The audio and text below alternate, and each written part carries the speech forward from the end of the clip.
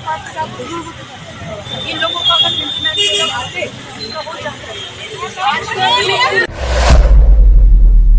ছাত্র সংগঠন এআইডিএস এর পক্ষ থেকে এই যে ছাত্র ভর্তিকে নিয়ে যে সমস্যা দাঁড়িয়েছে পুরো জেলায় এবং বিশেষ করে আজ মহিলা কলেজে সকাল থেকে ছাত্ররা ভর্তি সমস্যা নিয়ে যে আন্দোলন করছে এবং সর্বশেষে ছাত্রদেরকে বিন্দুমাত্র সঠিক কোনো আশ্বাস না দিয়ে ফিরিয়ে দেওয়া হয়েছে।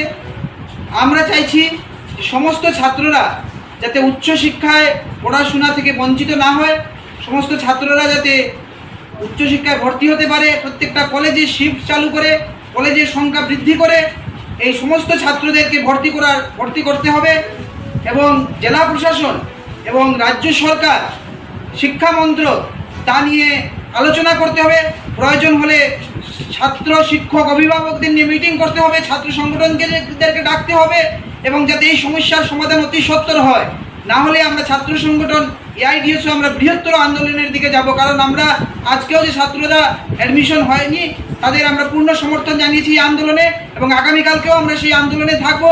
যতদিন যতটা একটা ছাত্র যদি অ্যাডমিশন না পায় ওই ছাত্রটার সাথে আমরা থাকবো এবং এআইডিএসও শিক্ষা মন্ত্রককে এবং জেলা প্রশাসনকে তার জন্য বারবার বলছে। আমরা কিছুদিন আগে আমরা ডিসিকেও আমরা মেমোরেন্ডাম দিয়েছি যে ছাত্রদের যাতে ভর্তি নিয়ে কোনো সমস্যা না হয়, কিন্তু তারপরে প্রতিদিন দেখা যাচ্ছে বিভিন্ন কলেজের ছাত্ররা ঘরে ফিরে যাচ্ছে, কান্না করছে। আজকে ওমেন্স কলেজের ছাত্র মেয়েগুলা কান্না করছে। এরকম একটা পরিস্থিতি, এই পরিস্থিতি নিয়ে সরকারের বিবেচনা করা এবং ভাবা উচিত এবং সমস্ত ছাত্ররা যাতে অ্যাডমিশন পায় এই কলেজগুলোতে তার দেখা দরকার এবং আমরা যদি না হয় তাহলে আমরা বৃহত্তর আন্দোলনের দিকে এগিয়ে যাব।